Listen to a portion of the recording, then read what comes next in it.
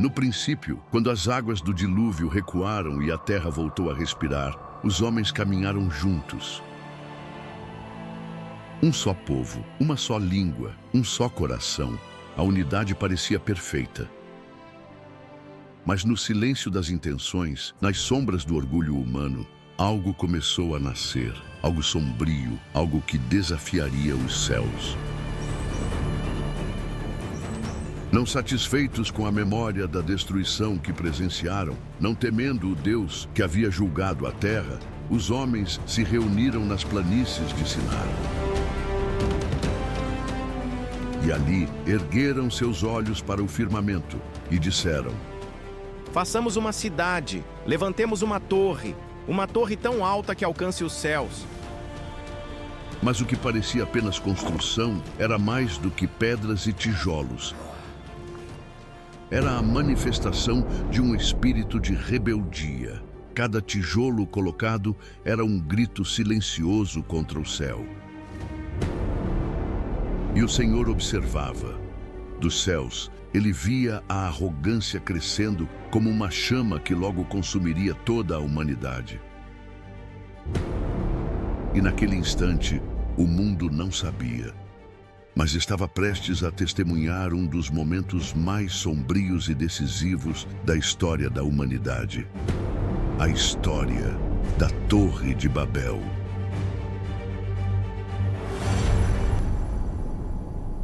Depois do dilúvio, quando as águas se recolheram e a terra voltou a respirar, Deus ordenou que Noé e seus descendentes se espalhassem e multiplicassem pela terra.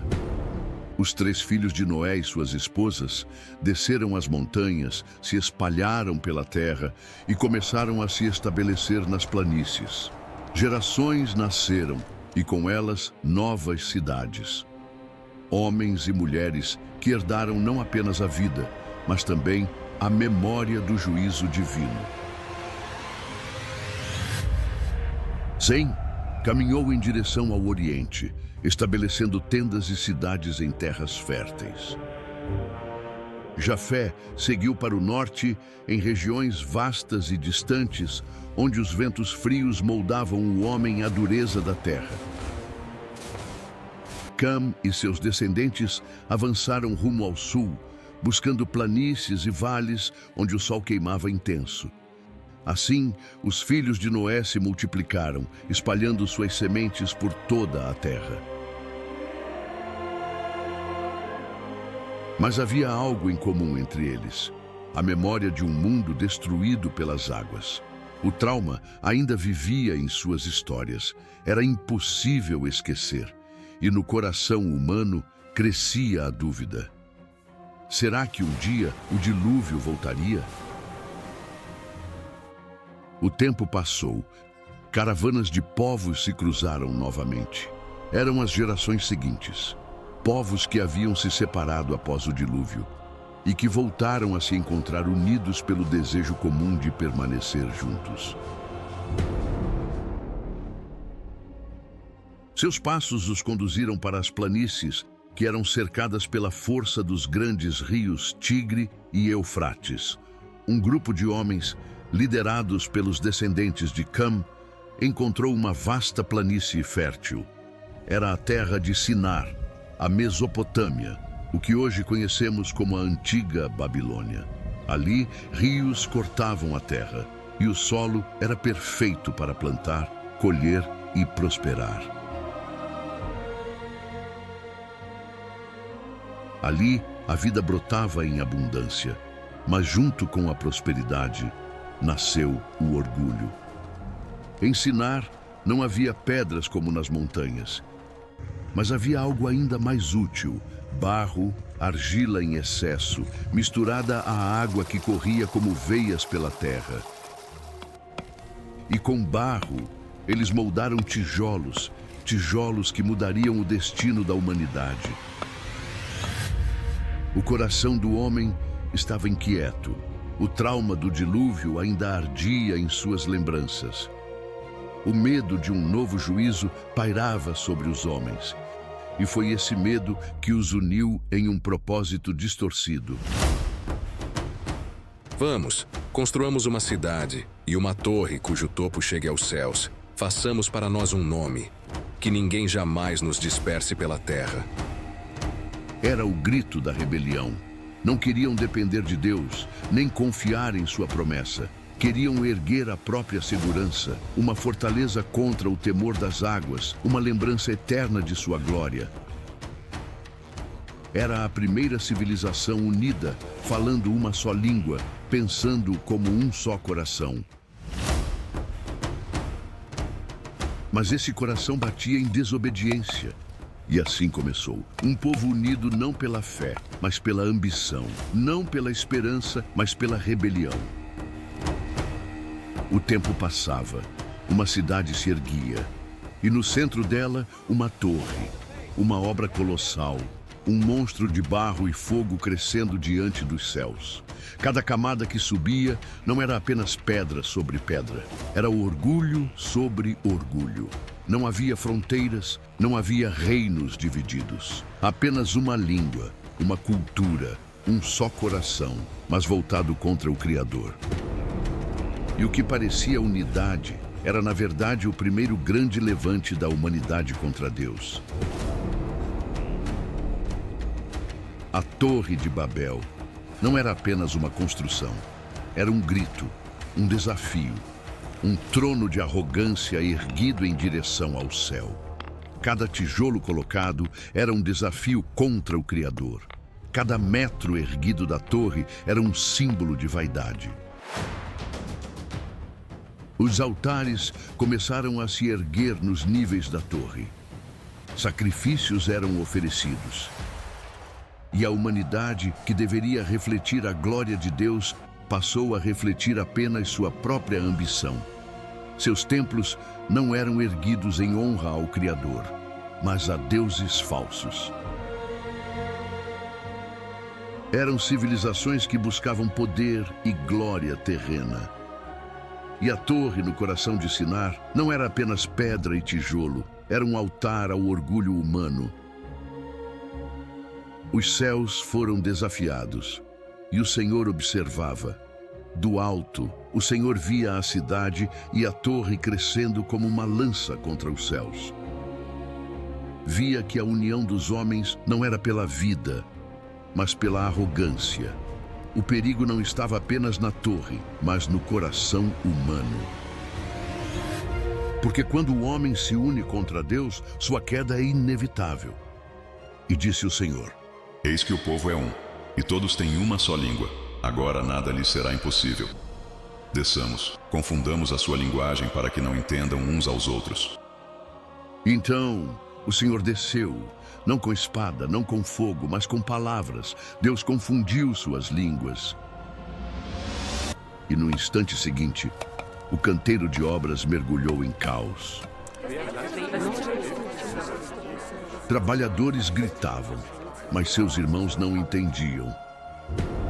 O pedreiro chamou seu irmão. Passe-me o tijolo. Mas o que saiu de sua boca eram palavras estranhas. Sons nunca antes ouvidos. O irmão olhou confuso, respondeu em outra língua que nem ele próprio compreendia.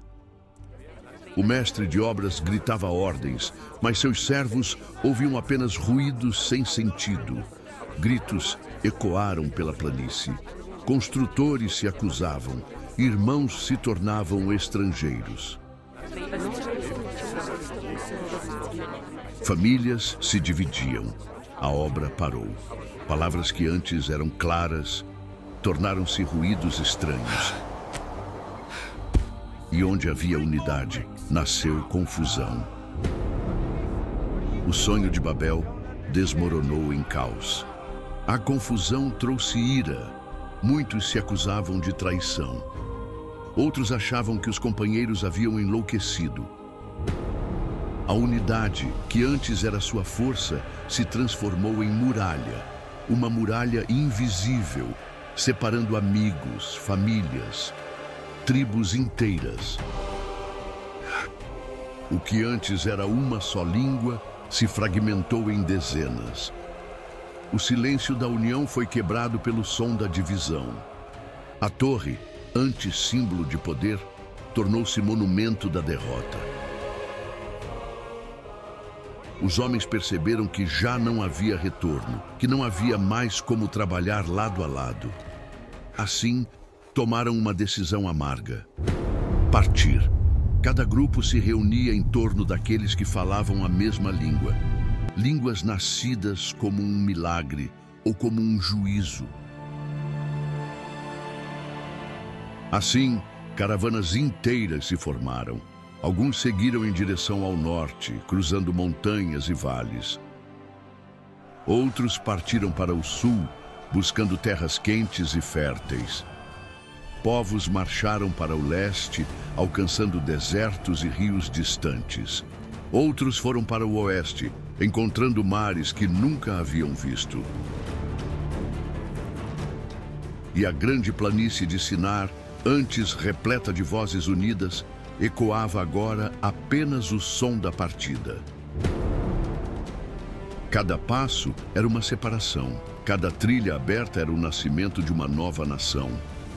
E assim, as línguas nasceram, e com elas, os povos, as culturas, as nações. O que parecia uma derrota, Deus transformou em propósito: espalhar os homens para que povoassem toda a terra, cumprindo o que antes haviam se recusado a fazer. A torre permaneceu ali, inacabada, vazia, como cicatriz no coração da terra. Ali ficou a memória da arrogância, uma cidade que não resistiu, um monumento interrompido. O que parecia glória tornou-se vergonha, o que era símbolo de poder virou ruína. A torre da soberba humana se ergueu contra Deus, mas foi Deus quem selou seu destino. Mas até nisso havia propósito, pois Deus não havia desistido da humanidade. A dispersão deu origem às nações, para que um dia, de todas elas, surgisse um povo escolhido, através de Abraão, descendente de Sem. E desse povo viria a promessa de redenção, um Salvador que reuniria novamente os corações, não por tijolos e torres, mas pelo Espírito e pela fé. E é esta história que vamos conhecer no nosso próximo vídeo, o chamado de Abraão. O que aprendemos com o vídeo de hoje é que a Torre de Babel não foi apenas uma história de dispersão. Foi o palco onde Deus mostrou que nada, nem mesmo a maior obra humana, pode resistir ao seu plano. Onde houve divisão, ele traria união. Onde houve orgulho, ele revelaria graça. A mensagem ecoa até hoje. Os reinos dos homens caem, mas o reino de Deus permanece para sempre. Se essa mensagem falou com você, compartilhe com alguém que precisa ouvir. Se inscreva no canal e junte-se a nós nesta jornada de descobertas bíblicas. Ative o sininho, porque toda semana temos vídeos novos no nosso canal. Vídeos que trazem a narrativa bíblica, sempre traçando um paralelo com o nosso mundo atual. O que aprendemos com a Torre de Babel é que até hoje, milhares de anos depois, o eco de Babel ainda se faz ouvir. O homem continua erguendo torres de poder, de tecnologia, de vaidade, de ambição. Mas o coração humano, quando distante de Deus, segue tropeçando na mesma arrogância que um dia levantou tijolo sobre tijolo contra os céus. A lição é clara. Não somos chamados para erguer torres de orgulho, mas altares de fé. Não fomos criados para viver em confusão, mas para viver em comunhão. E se na antiguidade Deus dispersou os povos pela língua, hoje, em Cristo, Ele nos chama de volta para uma mesma voz, uma mesma fé, uma mesma esperança. Que essa história nos lembre: a verdadeira unidade não vem da força dos homens, mas da presença de Deus. E toda torre construída contra ele cairá, mas todo coração que se humilha diante dele será exaltado. E a pergunta que fica é: o que você está construindo? Uma torre de orgulho ou um altar de adoração? E nunca se esqueça, com Deus tudo é possível, e nenhuma ruína pode impedir o futuro que Ele tem preparado para você. Que Deus e o Senhor Jesus Cristo estejam com você.